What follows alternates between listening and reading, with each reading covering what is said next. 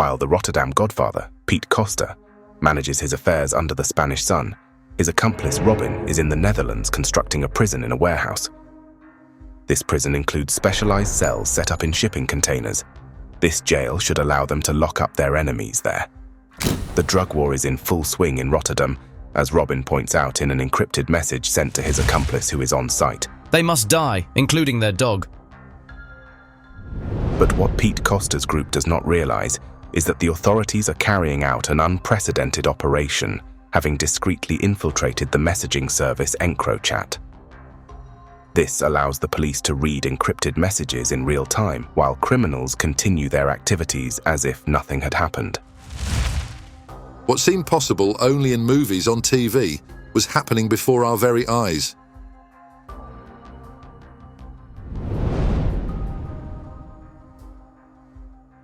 It is essential to remember that Piet Koster's group includes two significant lieutenants, Hassan and Ibrahim, with the latter being considered Koster's right-hand man. Furthermore, this organization fully collaborates with the group led by Robin, operating in Utrecht, which has long been on Ridouan Taghi's hit list for elimination. To recall, this pushed Robin without hesitation to join an alliance consisting of the heirs of Scarface and his close friend Moose, both of whom had had enough of Ridouan's violence. Robin even mentions a detail to Piet Koster about a certain alliance. I have an alliance with someone else who has many alliances because he has many enemies. We've formed an alliance with a few groups. Everyone is hunting them. However, it now seems that in addition to the alliance against the Taghi network, a new common enemy emerged in the underworld at the beginning of 2020. This is the Irano-Dutch Ali D, a former associate of Piet Koster. It is said that he had stolen a large sum of money from him, estimated between 60 and 130 million euros, and then had placed it all in the United Arab Emirates. He stayed too long in Dubai and he can't sustain his lifestyle. That's why he stole from me. Indeed, Ali now has a certain status and knows many people in the underworld. Previously, he was described as a man who slept in a car and became a millionaire solely with the help of Piet Koster's network, which in gratitude received a stab in the back. Naturally, this won't escape the attention of the latter. Shortly after these events, Ali, referred to in the messages as A1, is kidnapped. Ibrahim was there when I put A1 on the chair. My mistake is that I let him go. Apparently, the right-hand man, Ibrahim, was also present during this interrogation. When Ali apparently partially repaid the stolen amount, he was eventually released out of pity. After begging and swearing on Allah, the children, the mother, I let him go. However, for Ali, this moment of embarrassment, which stripped him of all honor and deeply humiliated him, pushes him to declare war. The conflict intensifies between Ali's network and that of Piet Koster, in which heads must inevitably roll. Piet Koster, still in Spain, is already aware of the threat to his network, and he knows that he must be seriously on his guard, as he mentions to one of his associates. I'm doing perfectly fine, my friend. They haven't caught me, and I'm quite comfortable here. I'll try to stay out of sight. This A1, he starts watching us and investigating us. His guys are starting to pursuing us. There's a 200K bounty on Ibrahim's head because he works for me. It shows how twisted A1 is. He also sends a new message to another accomplice explaining the situation. A1 has stolen a lot from me. It's war, man. According to the public prosecutor, Piet Koster initially ordered the construction of torture containers to kidnap and imprison his enemies in order to recover the missing money. Yes, it's indeed Robin's team that is responsible for completing the project in the warehouse. Where are you at regarding Ebby and the transportation? Ebby will be completely finished next Tuesday, Wednesday. They finished the treatment room last Friday, and they will start the visits on Monday. In these encrypted messages, the duo talks about their construction as EBI, alluding to the most secure prison in the Netherlands. I employ a permanent guard who also helps with the construction, so 24/7 security. The purpose of this warehouse becomes clear from the messages, when the duo discusses kidnapping and recovering 15 million euros quickly. And when Pete Costa talks about another rival to be kidnapped, Robin replies, Let him come inaugurate our AB.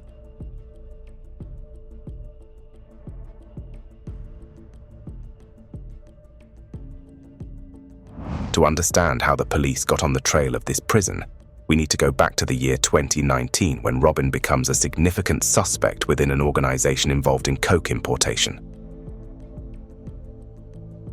When, as part of the Antigo investigation, certain members of Robin's network are wiretapped by detectives, a warehouse located in Wau's Plantage in the municipality of Roosendaal emerges with mention of potential cannabis plantations being set up.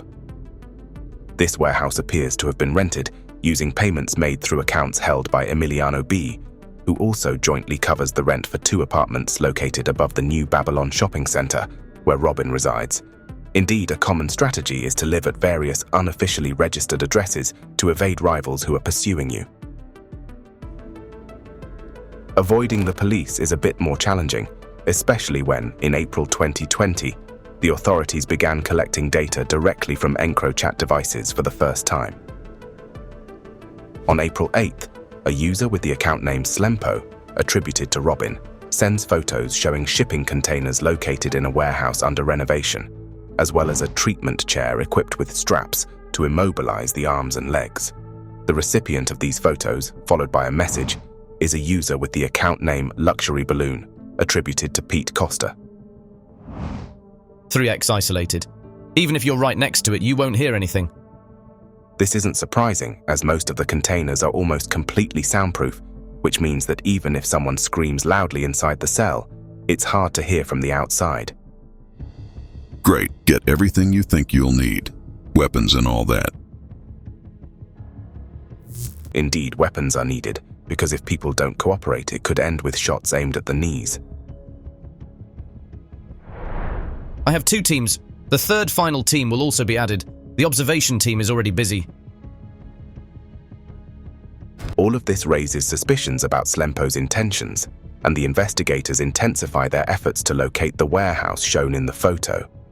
They quickly connect it to the Antigo investigation mentioned earlier, in which the warehouse in Wau's Plantage, linked to Robin's network, had been identified. A new investigation, named Douglasville, is opened, and on April 22, 2020, cameras are discreetly installed inside and outside the warehouse to better understand what is happening there. For several weeks, the police worked tirelessly to uncover the real identities of the users behind the pseudonyms found on EncroChat. Due to the suspicions surrounding Robin as the user Slempo, the police carry out a series of observations in an attempt to positively identify him. Robin, who resides in an apartment above the New Babylon shopping center in The Hague, regularly goes to a gym in Utrecht. During his travels, he often leaves the parking lot next to the shopping center, driving an armored BMW X5, and later switches to a second armored car along the way. All of this is meant to ensure his safety, because he is aware of being on the blacklist. In the end, Robin's location data closely matches that of the encrypted phone associated with the pseudonym Slempo.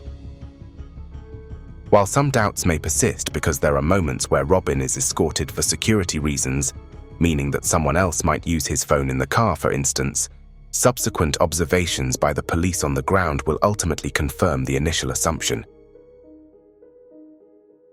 Here is one of the discussions between Slempo, which is Robin, and a certain lieutenant of the network, William H., known in the messages by the pseudonym Tronic. Mate, I need to see you soon regarding the job. All right, tell me where, so I can be there right away, mate. I can come to the gym. No, I just finished. I'm heading to The Hague now. All right, I'll meet you there then, brother. I'll call you when I'm in The Hague. We'll meet up there, I think in 2 hours. We'll take a walk in that park.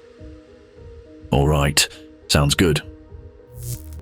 Following this conversation, an observation operation is carried out near the apartment where Robin is staying, although the suspects actually meet there, notably in a park, as mentioned in the messages. In the case of Tronic, it is even easier to determine that it is William who is hiding behind this EncroChat username.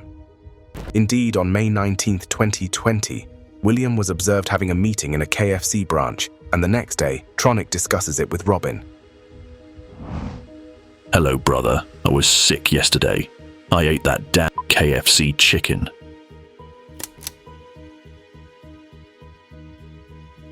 If we return for a moment to the walk in the park, in addition to Tronic and Robin, a third man is present. This is Dennis Van D, alias Bob, considered to be the site manager of the warehouse's containers. Indeed, according to the actual owner of the warehouse, Bob is seen as a foreman responsible for overseeing interior renovations. The camera footage, which was set up by the police, shows Bob working in various containers alongside accomplices like Petrus and Ari to complete the construction of this prison. Among the 7 containers, container number 5 is the most intriguing due to the presence of a dentist's chair. It turns out that Bob had consulted numerous websites and listings on the internet to purchase this chair. However, he will later claim to have bought a gynecologist's chair as a prank for a friend.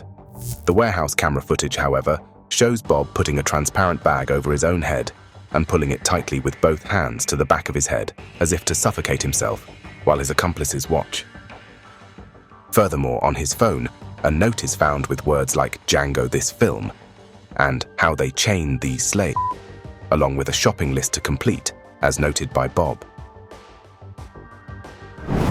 We need enough straps for securing, tie rips, wire cutters for fingers and toes, floor anchors. All of this clearly explains that the rivals are supposed to be not only imprisoned, but much more. It is also particularly surprising to see that this warehouse in Woos Plantage is just one element of a much larger logistics. Indeed, there is a second warehouse in Rotterdam, considered as the headquarters under the responsibility of William. The Woos Plantage warehouse is designated as L3, while the Rotterdam one is named L2. Several teams work simultaneously in these warehouses and carry out many transfers by car between the two. Mate, please lure him and take him away. We're going to put him in that cell. Okay, mate. I'll get him. And later, Robin also mentions the Rotterdam warehouse. I have a good place for the boys. It's a warehouse with an office, and there are cars and weapons inside. Top, brother. In which city? It's a sort of headquarters for the arrest team in the Rotterdam area. I'll place a car and a van there. Indeed, William spends a lot of time at the headquarters in Rotterdam, in the L2, where even sleeping bags are available. On the other hand, the foreman, Bob, indicates to Robin that everything is almost ready in Rotterdam as well. The sofa bed, TV, and PlayStation are now in L2, and tomorrow everything can be set up. On Friday, we will drive the cars to L2.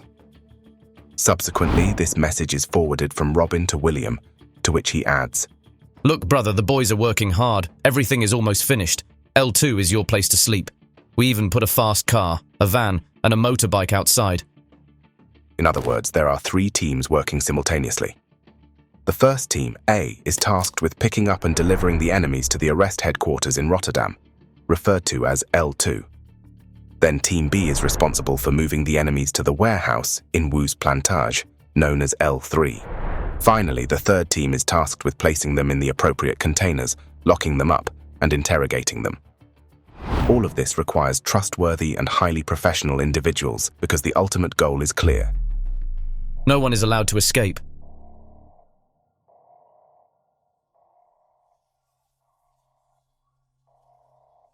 Let's return to the heart of Pete Costa's organization, which is composed of his 2 most important lieutenants, Ibrahim and Hassan. This duo enjoys a great deal of autonomy in the Netherlands while carrying out the orders of Pete Costa, who runs everything remotely from Spain. While Robin's team handles the warehouses, Hassan and Ibrahim are responsible for dealing with rivals and doing everything they can to win this war. Costa said to bring a van, a delivery van and a car. We need to set up cameras, and we need to organize all of this quickly. Okay, I'm heading out now to get things sorted. The protagonists frequently mention A1, that is to say Ali, the man who stole the money, and Hassan tells Pete Costa that Ali is aware of their alliance. Ali already knew when he was sitting in the chair. They know we have an alliance. Ibrahim is aware that Ali's network is tracking him, and he informs Costa, who mentions that his turn will come to be in the chair again. He needs to sit down. It's going to happen because he wasn't honest. In any case, it's clear that there's hatred in Costa's camp as evidenced by the encrypted messages. Man, everyone's going to sleep, believe me. A lot of people are working on it every day. But your goal is my goal. I will only die when they die. That's true. I'm not in favor of children, but it's different now. Everything will be fine. The duo even brings up Ali's family members, with Ibrahim adding that he wants to put them to sleep, that is, neutralize them. I want to sing them a lullaby.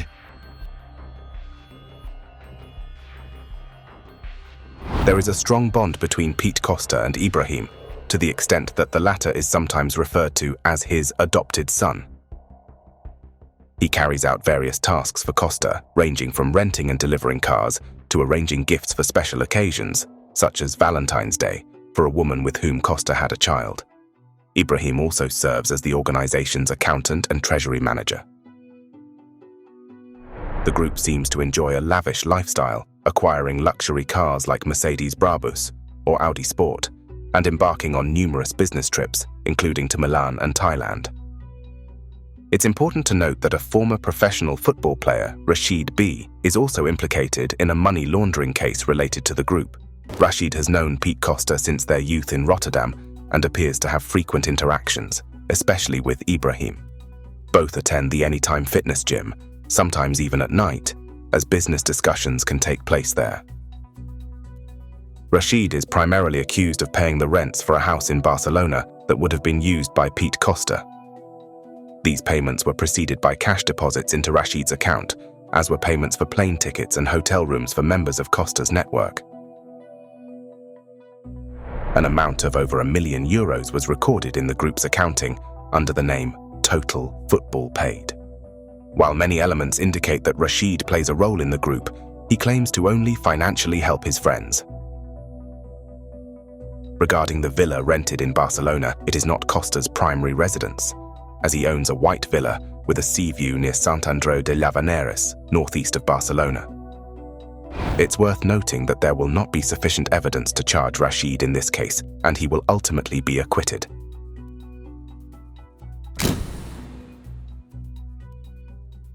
Let's take a moment to revisit this seaside villa. It is in March 2020 that Pete Costa orders Ibrahim to bring a driver to his home in Spain because he plans to return to the Netherlands, where tensions are about to suddenly escalate. Dude, Tell me, I want to return to the Netherlands quickly. what do you need? Bring someone here in the evening if possible. So, tomorrow evening you should have someone there. I'll send a good driver. Then I'll pick him up and then he can drive. That's fine. Tomorrow you'll have someone there. I'll book his flight now. Send someone reliable. A quiet young one whom I trust. Someone who keeps his mouth shut. Exactly. He's with us, my friend. He's a true soldier. He does exactly what he's told. Okay, he'll be there at 9 p.m. Ibrahim then sends a screenshot with flight details from Amsterdam to Barcelona, taking off at 7 p.m. You'll owe me €109 then.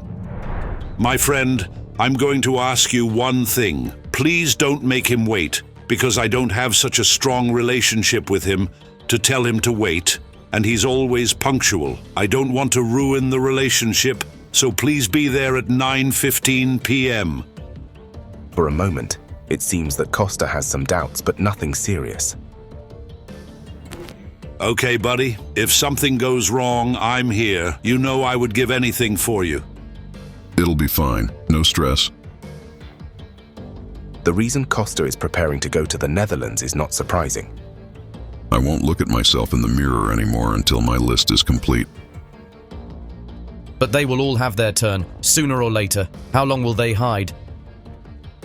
I'm not usually in this department, but there are a few now that I hope to have the opportunity to torture. Dude, they're forcing you. That's exactly it.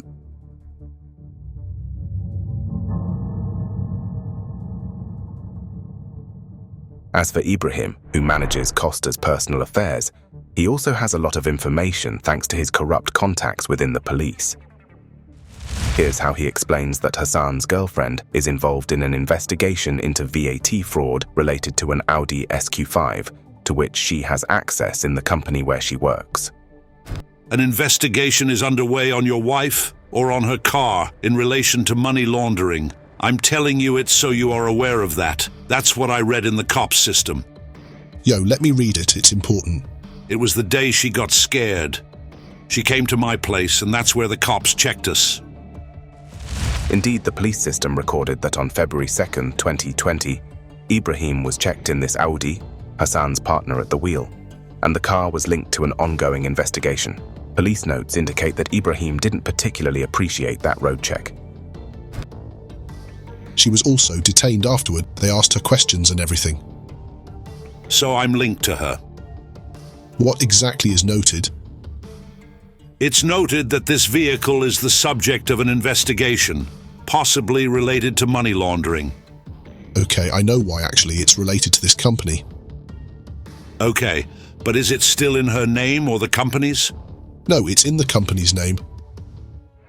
What needs to be understood in this situation is that when Hassan's partner contacts Ibrahim after having problems and the police check on them together, Ibrahim immediately receives confidential information from a corrupt police contact regarding this event. This is how he understands that the woman's car is involved in an ongoing investigation. In other words, Pete Costa's network is deeply infiltrated in various spheres of society. However, it's not the confidential police information that will save Ibrahim, whose fate suddenly and drastically changes.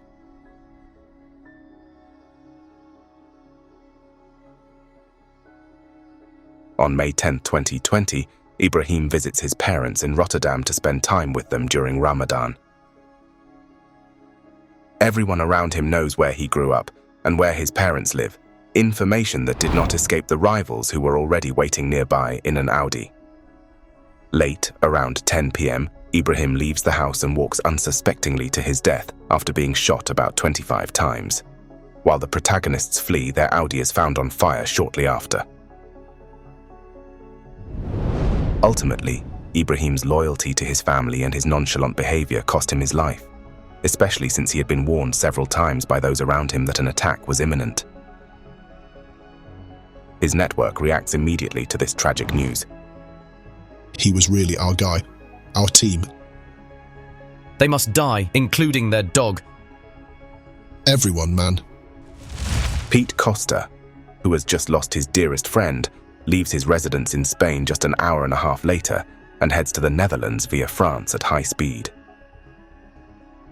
Pete Costa, also known by the pseudonym Dutch, is not known for liking war, but the loss of Ibrahim triggers an immediate need for vengeance. According to some sources, Ali's network may have been behind this mission, and he may have been jealous of Ibrahim's position within the organization. As a reminder, this is the organization he was associated with before the conflict erupted. Other members of the Dutch's network discuss Ibrahim's execution in encrypted messages. Real Cobra located in Costa Rica, while Lilylawn in Colombia. Brother, I heard that someone from the Dutch's side got whacked. Yeah, bro. I sent a message to the Dutch, but the message didn't get through. He's on his way to the Netherlands. It's his good friend. He feels like shit now, It was a war. This guy was very close to Dutch. I've been told he had very good relations with Dutch. Is that the Dutch's driver, the one I sometimes talk to? Yes, bro. A young man, he just got married. Other people also discuss this event. This boy was Costa's right-hand man. He was a multi-millionaire. He was a Costa employee. When did it happen? Barely 2 hours ago.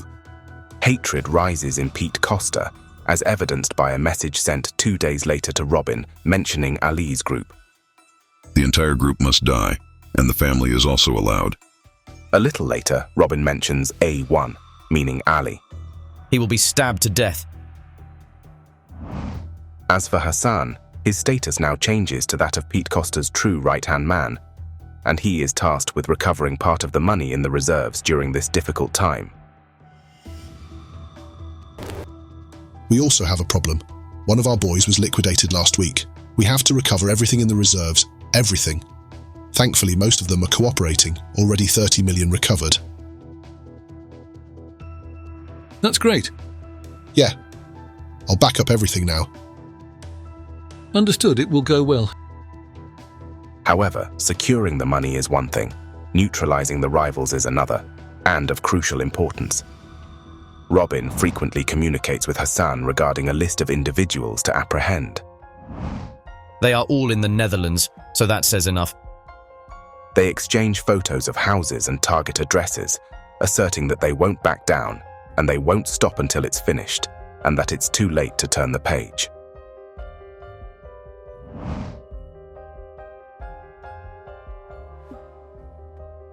A key soldier, Christopher Z, is ordered to locate the targets and conduct surveillance operations.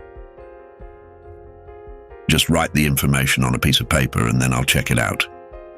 There is now a matter of immediately paying 250,000 euros to anyone who can lure a victim into a trap and paying 25,000 euros for each piece of information provided.